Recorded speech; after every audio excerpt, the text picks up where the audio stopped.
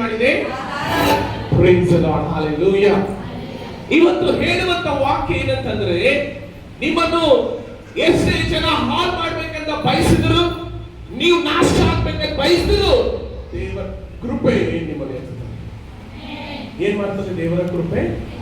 ನಿಮ್ಮನ್ನು ಆಧಾರವಾಗಿ ಎತ್ತಿ ಹಿಡಿತದೆ ಎಂಬುದಾಗಿ. ಹalleluya. ಎಲ್ಲರೂ ನಿಮ್ಮನ್ನು ಕೆಳಗೆ ತಗ್ಗಿದಾಗ, ಎಲ್ಲ ಮುಗಿತು ಅಂತ ಹೇಳಿದಾಗ ದೇವರ ಕೃಪೆ ನಿಮ್ಮನ್ನು ಹಿಡಿದುಕೊಳ್ತದೆ. ಯಾಕಂದ್ರೆ ಈ ದಾವೀದನ ಕೀರ್ತನೆ ನಾವು ನೋಡುವಾಗ, ಇದು ದಾವೀದನು ಏನಾಗಿದ್ದ? ಒಬ್ಬ ಕುರಿ ಕಾಯುವಂತ ಮನುಷ್ಯ. ಏನಾಗಿದ್ದ?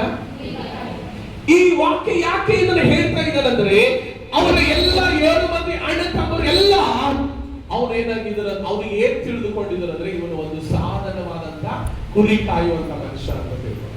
ಏನ್ ತಿಳ್ಕೊಂಡಿದ್ರು? ಸಾಧನವಾದಂತ ಒಬ್ಬ ಕುರಿ ಕಾಯುವಂತ ಕುರುಬರಿದ್ದಾನೆ. ಇವನ ಜೀವಿತ, ಇವನ ಭವಿಷ್ಯ ಏನು ಮುಂದೆ ಆಗಲ್ಲ ಅಂದ್ಕೊಂಡು ತಿಳಿದುಕೊಂಡಿದ್ದಾರೆ. Price the lord. ಆದರೆ ದೇವರ ವಾಕ್ಯ ಹೇಳ್ತದೆ ಏನಂತಂದ್ರೆ, ಅವನು ಯಾವಾಗ ಹಾಳಾಗ್ತೀನಿ ಅನ್ನುವಂತ ಪರಿಸ್ಥಿತಿಯಲ್ಲಿ ಇರ್ತಾನೋ ಅವಾಗ ದೇವರೇನ್ ಮಾಡಿದಾನಂತ ವಾಕ್ಯ ಹೇಳ್ತದೆ, ನಿನ್ನ ಕೃಪೆಯು ನನಗೆ ಆಧಾರವಾಯಿತು. ಹalleluya. ಯಾವಾಗ ನಿಮ್ಮ ಮೇಲೆ ಎಷ್ಟೇ ಪರಿಸ್ಥಿತಿಗಳು ಬರಲಿ, ಎಷ್ಟೇ ರೋಗಗಳು ಬರಲಿ, ಕಾಯಿಲೆಗಳು ಬರಲಿ, ಆದರೆ ದೇವರು ನಿಮಗೆ ಆಧಾರವಾಗಿರ್ತಾನೆ. Praise the lord. ಈಗ ಸಿಸ್ಟರ್ ಹೇಳ್ತಾ ಇದ್ರು, ನಿನ್ನೆ ಆ ಓಪನಿಂಗ್ಗೋಸ್ಕರ ಕಂಪ್ನಿ ಆಫೀಸ್ ಓಪನಿಂಗ್ ಹೋದಾಗ ಸಿಸ್ಟರ್ ಹೇಳ್ತಾ ಇದ್ರಲ್ಲ, ಈಗ ಸಾಕ್ಷಿ ಅವ್ರ ಲೈಫಲ್ಲಿ ಏನಾಗಿದಾವಂದ್ರೆ, ಸುಮಾರು ಅನೇಕ ಏರುಪೇರುಗಳಾಗಿದಾವೆ. ಏರುಪೇರುಗಳಂದ್ರೆ, ಇವತ್ತು ಆ ಒಂದು ಕಂಪನಿಗೆ ಮ್ಯಾನೇಜ್ಮೆಂಟ್ ಆಗಿ ಒಂದು ಆಫೀಸ್ ಹ್ಯಾಂಡಲ್ ಮಾಡುವಂತ ಪರಿಸ್ಥಿತಿ ದೇವರು ಅವ್ರಿಗೆ ಕೊಟ್ಟಿದ್ದಾರೆ. ಕಾರಣ, ಅದಕ್ಕಿಂತ ಮುಂಚಿತವಾಗಿ ಅವರು ಮುಂಬೈದಲ್ಲಿ ಹೋದಾಗ ಎಷ್ಟೆಷ್ಟೋ ಶೋಧನೆದಲ್ಲಿ ಬಿದ್ದು ಹೋಗಿದ್ರು ಅಲ್ಲ. ಕಿಡ್ನಾಪ್ ಮಾಡಿದ್ರು ಜನ, ಹಣ ಮೋಸ ಮಾಡಿದ್ರು, ಲಕ್ಷಗಟ್ಟಲೆ ಕೆಲಸ ಮಾಡದೆ ಹಣ ಕೊಡ್ಲಿಲ್ಲ. ಆದ್ರೆ ಒಂದೇ ಒಂದು ನಂಬಿಕೆಯಿಂದ ಸಿಸ್ಟರ್ ಫೋನ್ ಮಾಡಿ ಪ್ರೇಯರ್ ಮಾಡ್ಕೊಡ್ತಾ ಇದ್ರು, ಅಳುತ್ತಾ ಗೋಳಾಡುತ್ತಾ ಕಣ್ಣೀರು ಹಾಕ್ತಾ. ಆಫರಿಂಗ್ ಹಾಕುವ ಕೂಡ ಕಾಣಿಕೆ ಇಲ್ಲದೆ ಸಭೆಗೆ ಬರ್ತಾ ಇದ್ರು. ಹalleluya. ನಾನು ಹೇಳ್ಬಾರ್ದು ಎಂಬುದಾಗಿ ನಾನು ಅನ್ಕೊಂಡಿದ್ದೆ, ಬಟ್ ಅವರು ಎಷ್ಟೋ ಸಾರಿ ನಿಮ್ಮ ಅವರ ಬಾಯಿಂದಲೇ ಸಾಕ್ಷಿ ಹೇಳುವಾಗ, ಸರ್ ನಾನು ಕಾಣಿಕೆ ಇಲ್ಲದೆ ಕಾಣಿಕೆ ಹಾಕಿ ಹೋಗ್ತಾ ಇದ್ದೇನೆ ಅಂತ ಹೇಳಿ, ಅಂತ ಒಂದು ಪರಿಸ್ಥಿತಿ, ಊಟಕ್ಕೆ ಗತಿ ಇಲ್ಲದಂತ ಪರಿಸ್ಥಿತಿ ಬಂದ್ರು. ಬಟ್ ನಾನು ನಿನ್ನೆ ಅದೇ ಒಂದು ನೆನಪಾಗಿತ್ತು. ಅಷ್ಟು ಒಂದು ದೊಡ್ಡ ಒಂದು ಒಳ್ಳೆ ರೆಂಟ್ ಕೊಟ್ಟು ಅಂತ ಒಂದು ದೊಡ್ಡ ಬಿಲ್ಡಿಂಗ್ ಅಲ್ಲಿ ಆಫೀಸ್ ಹ್ಯಾಂಡ್ ಓವರ್ ಮಾಡುವಂತೆ ದೇವರು ಕೊಟ್ಟಿದ್ದಾರೆ ಅಂದ್ರೆ ಕಾರಣ ದೇವರ ಆಶೀರ್ವಾದ. ಹalleluya.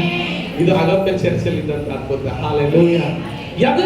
ನೋಡ್ರಿ, ಎಷ್ಟು ಸಾರಿ ಅವರು ಸಾಕ್ಷಿದಲ್ಲಿ ಹೇಳಿದ್ದಾರೆ, ನನಗೆ ಕಾಣಿಕೆ ಹಾಕೋಕು ಆಫರಿಂಗ್ ಇಲ್ಲದೆ ಸರ್, ನಾನು ನಡ್ಕೊಂತ ಬಂದು ಊಟ ಮಾಡದೆ ಹಂಗೆ ನಾವು ಜೀವನ ಮಾಡ್ತಾ ಇದೀವಿ ಅಂತ ಹೇಳಿ. ಆದ್ರೆ ಇವತ್ತು ದೇವರು ಬೇರೆ ಕೊಡುವಂತೆ ದೇವರ ಆಶೀರ್ವಾದ. Praise the lord. ಇದು ಕಾರಣ ಏನಂತಂದ್ರೆ, ಇದು ಸಾಕ್ಷಿ ಯಾಕೆ ಹೇಳ್ತಾ ಇದ್ದೇನೆ ಅಂದ್ರೆ, ನಿನ್ನೆ ನಾನು ಅದ್ರ ರಿಬ್ಬನ್ ಕಟ್ ಮಾಡುವಾಗ ಒಂದು ಟೈಮ್ ಹೆಂಗಿದ್ದಿತ್ತು ಅಂತ ದೇವ್ರು ಹೆಂಗೆ ಮಾಡಿದ್ದಾರೆ ಲೈಫ್ ಅಲ್ಲಿ ಅಂತ ನನ್ಗೆ ಫೀಲ್. ದೇವ್ರ ಮಹಿಮೆ ಸಾಕ್ಷಿ. ಹalleluya. Praise the lord. ಪ್ರಿಯರೇ, ನೀವು ಯಾವುದೇ ಪರಿಸ್ಥಿತಿಯಲ್ಲಿ ಬರ್ರಿ, ಅಗಪೆ ಚರ್ಚಿಂದ ದೇವ್ರ ಕಾರ್ಯ ಮಾಡುವಂತೆ ಮಾಡ್ತದೆ. ಹalleluya. 3 ತಿಂಗಳಿಂದ ಹೇಳ್ತಾ ಇದ್ರು, ಸರ್ ನೀವು ಬಂದ ಮೇಲೆನೆ ಅದು ರಿಬ್ಬನ್ ಕಟ್ ಮಾಡೋದು, ನೀವು ಯಾವಾಗ ಬರ್ತೀರಾ ಅವಾಗ ಮಾತ್ರ ಇದು ಓಪನಿಂಗ್ ಆಗ್ಬೋದು ಅಂತ. ಇವತ್ತು ನಿಮ್ ಪ್ರೇಯರ್ ಅದ ಅಂತೇನ ಇವತ್ತು ಈ ಲೆವೆಲ್ದಾಗ ಇದೆ ಸರ್ ಅಂತ ಹೇಳ್ತಾ ಇದ್ರು ಪರ್ಸನಲ್ ಆಗಿ. ಇವ್ರ ಮುಂದೆ ಅವ್ರು ಮಾತಾಡಲ್ಲ, ಆದ್ರೆ ಹೆಂಡತಿ ಮುಂದೆ ಅವ್ರು ಮಾತಾಡಲ್ಲ, ಸಪರೇಟ್ ಇದ್ದಾಗ ಹೇಳ್ತಾ ಇದ್ರು. ಬಟ್ ನೀವು ಇಷ್ಟು ಸಿಂಪಲ್ ಆಗಿರ್ತೀರಾ, ಬೇರೆ ಸೇವಕರಾಗಿ ಘಮಂಡ ಇಲ್ಲ, ಏನಿಲ್ಲ, ನನ್ನ ಪರಿಸ್ಥಿತಿ ಏನೂ ಇದ್ದಿಲ್ಲ, ನನ್ನ ಮನೆಗೆ ಬಂದು ನೀವು ಪ್ರೇಯರ್ ಮಾಡಿ ಹೋಗಿದ್ರಿ, ನನ್ನ ವೈಫಿಗೆ ನೀವು ಧೈರ್ಯ ಕೊಟ್ಟಿದ್ರಿ, ನೀವು ಅಂತ ಸೇವಕರು ನಾನು ನೋಡಿಲ್ಲ ಅಂತ ನೀನು ಹೇಳ್ತಾ ಅವ್ರು ಕಣ್ಣೀರು ಹಾಕ್ತಾ ಇದ್ರು. ಹalleluya. ಇವತ್ತು ಈ ಇಂಥ ಪ್ಲೇಸ್ ಅಲ್ಲಿ ನಾನು ಸುರಕ್ಷಿತವಾಗಿದ್ದೀರ ಅಂದ್ರೆ ನಿಮ್ಮ ಮಾತು ಕೇಳಿದ್ವು. ಹalleluya. ಈ ಸ್ಥಾನ ನಾನು ಬಂದಿದ್ದೀನಿ ಅಂದ್ರೆ ಏನಪ್ಪ ಸೇವಕರು ಇರ್ತಾರ ಅಂತ ನಾನು ಅನ್ಕೊಂಡಿದ್ದೆ, ಆದ್ರೆ ನಿಮ್ಮ ಮಾತು ಕೇಳೋದ್ರಿಂದ ಈ ಲೆವೆಲ್ಗೆ ನಾನು ಇವತ್ತು ಬಂದಿದ್ದೀನಿ, ಒಳ್ಳೆ ಸಾಲ ತಗೊಂಡಿದ್ದೀನಿ. ಹalleluya. ಇದು ಹೆಂಗೆ ಕಾರಣ ಸಾಧ್ಯ ಅಂದ್ರೆ, ನೀವು ದೇವರ ಮೇಲೆ ನಂಬಿಕೆ ಇಡುವಾಗ, ನಿಮಗೆ ನಿಜವಾದ ಸೇವಕರು ಸಿಕ್ಕಾಗ ನಿಮ್ಮ ಪರಿಸ್ಥಿತಿಗಳು ಜೀರೋ ಇಂದ ಹೀರೋ ಮಾಡುವಂಥದ್ದು. Praise the lord. ಹalleluya. ಅದಕ್ಕಾಗಿ ವಾಕ್ಯದಲ್ಲಿ ಹೇಳ್ತದೆ, ಈ ದಾವೀದನು ಕೂಡ ಅದೇ ಪರಿಸ್ಥಿತಿಯಲ್ಲಿ ಇದ್ದ. ಎಷ್ಟೋ ಜನರು ಇವನಿಗೆ ಮುಂದೆ ಏನು ಉದ್ಧಾರ ಆಗಕ್ಕೆ ಸಾಧ್ಯ ಇಲ್ಲ ಅಂದ್ಕೊಂಡಿದ್ರು. ಆದ್ರೆ ಒಂದು ದಿವಸ ದೇವರು ವಾಕ್ಯ ಹೇಳಿದ ಹಾಗೆ ಏನಂತೆ, ವಾಕ್ಯ ಹೋದ್ರಿ 18ನೇ ನನ್ನ ಕಾಲು ಜಾರಿತೆಂದು ಅಂದಾಗಲೇ ನಿನ್ನ ಕೃಪೆಯು ನನಗೆ ಆಧಾರವಾಯಿತು.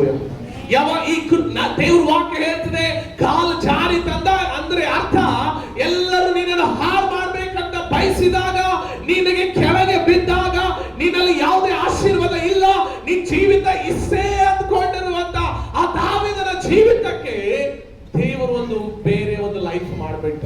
ಹಲ್ಲೆಲೂಯಾ. ಅದಕ್ಕೋಸ್ಕರ ಹೇಳ್ತಾ ಇದ್ದಾನೆ, ನಾನು ಯಾವಾಗ ಕಾಲು ಜಾರಿತು ಎನ್ನುವಂತ ಬೀಳುವಂತ ಪರಿಸ್ಥಿತಿಯಲ್ಲಿ ಯಾರು ಹಿಡಿತಾರೆ? ನಿಮ್ಗೆ ಹಿಡಿಲಕ್ಕೆ ಸಾಧ್ಯನಾ? ಫಾರ್ ಎಕ್ಸಾಂಪಲ್, ನೀವು ಬೀಳ್ತಾ ಇದ್ದೀರಿ ಅಂತ ತಿಳ್ಕೊಡ್ರಿ, ಎಲ್ಲೋ ಕಾಲು ಸ್ಲೀಪ್ ಆಗ್ತಾ ಇದೆ ಅಂದ್ರೆ ನೀವು ಬಿದ್ದೇ ಬಿಡ್ತೀರಾ. ಆ ಬಿದ್ದಿದ ಮೇಲೆ ಅನೇಕ ಜನ ನಗ್ಲಕ್ಕೆ ಸ್ಟಾರ್ಟ್ ಮಾಡ್ತಾರೆ. ಕರೆಕ್ಟಾ?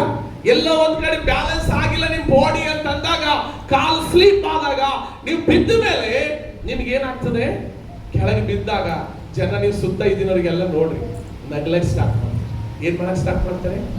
ಅಯ್ಯೋ ಬಿದ್ದಿಯಾ ಅಂತ ಹಿಡಿಲಕ್ಕೆ ಯಾರು ಬರಲ್ಲ. ಬಿದ್ದ ಮೇಲೆ ಎಲ್ಲೋ ಒಬ್ಬ ಬಿದ್ದಿಯಾ ಅಂತ ಅವಾಗ ಆರಾಮಾಗಿ ಎತ್ತಕ್ಕೆ ನೋಡ್ತಾರೆ ಅಲ್ಲ. ಈ ಲೋಕ ಈ ರೀತಿ ಆಗಿ, ಹಂಗೆ ದಾವೀದನ ಲೈಫ್ ಅಲ್ಲಿ ಕೂಡ ಹಾಗೆ ಆಗಿರುವುದರಿಂದ ದೇವರ ವಾಕ್ಯ ಹೇಳ್ತದೆ ಏನಂತಂದ್ರೆ, ವಾಕ್ಯದಲ್ಲಿ ಹೇಳ್ತದೆ ನನ್ನ ಕಾಲು ಜಾರಿತಂತ ನಾನು ತಿಳಿದುಕೊಂಡಾಗ ದೇವರು ನನಗೆ ಏನ್ ಮಾಡಿದನಂತೆ? ತನ್ನ ಕೃಪೆಯಿಂದ ಆಧಾರ ಮಾಡಿದನಂತೆ. ಹಲ್ಲೆಲೂಯಾ. ಇವತ್ತು ಎಷ್ಟೋ ಜನ ನಿಮ್ ಲೈಫ್ ಹಾಳಾಗ್ತಾ ಇದೆ ಅಂತ ನೀವು ಅಂದ್ಕೊಳ್ತಾ ಇರಬಹುದು. ಆದ್ರೆ ನೀನು ದೇವರಲ್ಲಿ ಈ ಅಗಪ್ಪೆ ಚರ್ಚಲ್ಲಿ ಬರ್ತಾ ಇದೆ ಅಂದ್ರೆ ಪ್ರವಾದನೆ ಹೇಳ್ತೀನಿ, ನಿನ್ನ ಜೀವಿತ ಕೂಡ ದಾವೀದನ ಹಾಗೆ ದೇವರು ನಿನಗೆ ಆಧಾರವಾಗಿರ್ತಾನೆ. ಹಲ್ಲೆಲೂಯಾ.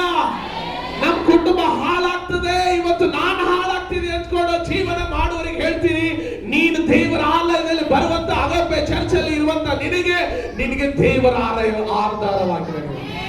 ನಿನ್ನ ಕಾಲು ಜಾರದಂತೆ ನಿನ್ನನ್ನು ಕೈ ಹಿಡಿಯುವಂತ ಪ್ರೈಸ್ ದಿ ಲಾರ್ಡ್. ನಿನ್ನನ್ನು ಕೆಳಗೆ ಬೀಳದ ಹಾಗೆ ದೇವರು ನಿನ್ನನ್ನು ಕೈಯಲ್ಲಿ ಹಿಡ್ಕೊಳ್ಳುವಂತ ದೇವರು. Praise the lord. ಅದಕ್ಕೆ ವಾಕ್ಯ ಹೇಳ್ತದೆ, ಮುಂದೆ ಓದಿ ಸಿಸ್ಟರ್ ಕಂಪ್ಲೀಟ್ ಆಗಿ.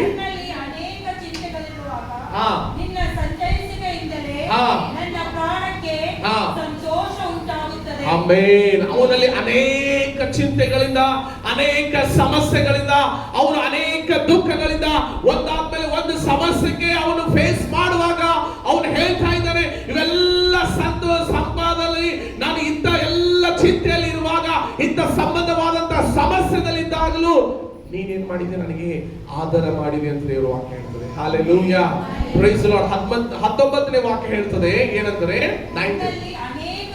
ನನ್ನಲ್ಲಿ ಅನೇಕ ಚಿಂತೆಗಳು ಇರುವಾಗ ನಿನ್ನ ಸಂದೇಶಕ್ಕೆ ಅಂದ್ರೆ ನೀನು ಪ್ರೋತ್ಸಾಹ ಮಾಡಿದಿ, ನಿನ್ನ ಜೀವಿತದಲ್ಲಿ ನೀನು ಹಾಳಾಗ್ತಿ, ನೀನು ಸಾಹಿತಿ ಅಂತ ಹೇಳಿದಾಗ ದೇವರು ಮಾತ್ರ ನಿನಗೆ ಪ್ರೋತ್ಸಾಹ ಮಾಡುವನಾಗಿದ್ದಾನೆ.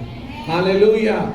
ನಾನು ಹೋದ ವಾರ ಹೇಳ್ತಾ ಇದ್ದೆ, ನಿಮ್ಗೆ ಯಾರಾದರೂ ಆರಾಮಿಲ್ಲ, ಹುಷಾರಿಲ್ಲ ಅಂತಂದ್ರೆ ನಿಮ್ಗಿಂತ ಮುಂಚೆ ಅವರೇ ಹೇಳ್ತಾರೆ ಸಮಸ್ಯೆಗೆ ಅಂತ ಹೇಳಿದೆ. ಆದ್ರೆ ಅದಕ್ಕೆ ಮಸಲೆ ಏನಂದ್ರೆ ಕಣ್ಣೀರು. Praise the lord. ಆದ್ರೆ ದೇವರು ಹಂಗಿಲ್ಲ. ನಿಮ್ಗೆ ನಿಜವಾದ ಸಂತೈಸುವಿಕೆ, ನಿಜವಾದ ಕೇರಿಂಗ್ ದೇವರು ನಿಮ್ಗಾಗಿದೆ. Price the lord. ನೀನು ಕಷ್ಟದಲ್ಲಿದ್ದಾಗ ನಿನಗೆ ನಿಜವಾದ ಸಂತೋಷ ತೃಪ್ತಿ ಪಡಿಸುವಂತನು ದೇವರಾಗಿರುತ್ತೆ. ಅದಕ್ಕೆ ದೇವರು ವಾಕ್ಯ ಹೇಳ್ತದೆ, ನನ್ನ ಕಾಲು ಜಾರಿತ ಅನ್ನೋವಾಗ್ಲೇ ನೀನೆ ನನಗೇನಾಗಿದೆಯಾ? ನಿನ್ ಕೃಪೆಯಿಂದ ನನಗೆ ಆಧಾರವಾಗಿ. ಯಾವಾಗ ನೀನು ಹಾಳಾಗ್ತೀಯ, ಇವಾಗ ಸಾಹಿತ್ಯ ಅಂತ ಅನ್ನುವಂತ ಪರಿಸ್ಥಿತಿಯಲ್ಲಿ ದೇವರು ನಿನಗೆ ಆಧಾರವಾಗಿ ಇವತ್ತು ಹೇಳಿಕೊಡ್ತಾರೆ. Praise the lord. ಹಲ್ಲೆಲೂಯಾ.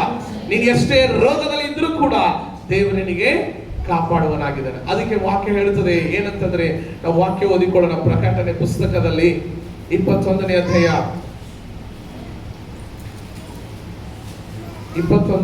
4ನೇ ವಾಕ್ಯ ಓದಿಕೊಳ್ಳೋಣ.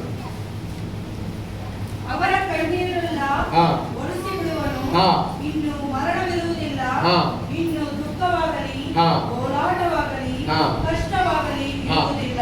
ಎಸ್, ದೇವರ ವಾಕ್ಯ ಹೇಳ್ತದೆ, ಪರಲೋಕದಲ್ಲಿ ಸೇರುವಂತ ಮಕ್ಕಳಿಗೆ ಯಾವಾಗ ಯಾರೆಲ್ಲ ರಕ್ಷಣೆ ಹೊಂದಿರ್ತಾರೋ, ಯಾರು ಯೇಸು ಕ್ರಿಸ್ತನ ಎರಡನೇ ಬರೋದಕ್ಕೋಸ್ಕರ ಸಿದ್ಧರಾಗಿರ್ತಾರೋ, ಯಾರು ಪರಲೋಕ ರಾಜ್ಯದಲ್ಲಿ ಸೇರ್ತಾರೋ ಅಂತವರಿಗೆ ದೇವರು ಹೇಳ್ತಾ ಇದ್ದಾರೆ, ಇನ್ನು ಮುಂದೆ ಅವ್ರು ಏನ್ ಮಾಡುವುದಿಲ್ಲ, ಕಣ್ಣೀರು ಒರೆಸಿ ಬಿಡುವನು, ಇನ್ನು ಮುಂದೆ ಮರಣ ಇರುವುದಿಲ್ಲ, ಇನ್ನು ದುಃಖವಾಗಲಿ, ಗೋಳಾಟವಾಗಲಿ, ಕಷ್ಟವಾಗಲಿ ಇರುವುದಿಲ್ಲ. ಹಾಲೆಲೂಯ. ಯಾವಾಗ ನೀವು ರಕ್ಷಣೆ ಮಾರ್ಗದಲ್ಲಿ ಇರ್ತೀರೋ, ಯಾವಾಗ ದೇವರ ಮೇಲೆ ಆಧಾರವಾಗಿರ್ತೀರೋ, ನಿಮ್ಮ ಮೇಲೆ ಕಣ್ಣೀರಾಗ್ಲಿ, ಗೋಳಾಟ ಆಗ್ಲಿ, ಚಿಂತೆ ಆಗ್ಲಿ, ಯಾವುದೇ ದುಃಖದ ಸಂಗತಿ ನಿಮ್ಮ ಮೇಲೆ ನಡೆಯುವುದಿಲ್ಲ ಅಂತ ದೇವರು ವಾಕ್ಯ. ಹಾಲೆಲೂಯ. ಇವತ್ತು ನಾನು ಅಗಪೆ ಸಭೆಗೆ ಬರುವಂತ ಎಲ್ಲ ವಿಶ್ವಾಸಿಗಳ ಮಕ್ಕಳಿಗೆ ಅದೇ ಹೇಳೋದು, ನಿನ್ ಲೈಫ್ ಅಲ್ಲಿ ನೀನು ಎಷ್ಟು ಸುಖ ಇದೆ ಅಂತ ತಿಳ್ಕೊಂಡು ನೀನು ಜೀವನ ಕಳಿಬೇಡ. ಆದ್ರೆ ಸೈತನನು ಯಾವಾಗಲೂ ನಿನ್ನ ವಿಷಯದಲ್ಲಿ ಚಿಂತಿಸ್ತಾ ಇರ್ತಾನೆ. ಯಾವಾಗ ಈ ಕುಟುಂಬದಲ್ಲಿ ನಾನು ವಿಸಿಟ್ ಮಾಡಿ ಹಾಳು ಮಾಡ್ಬೇಕಂತ, ಯಾವಾಗ ಪ್ರಾರ್ಥನೆ ತಪ್ಪಿಸ್ಬೇಕಂತ ಯಾವಾಗಲೂ ಸೈತನು ನಿನಗೆ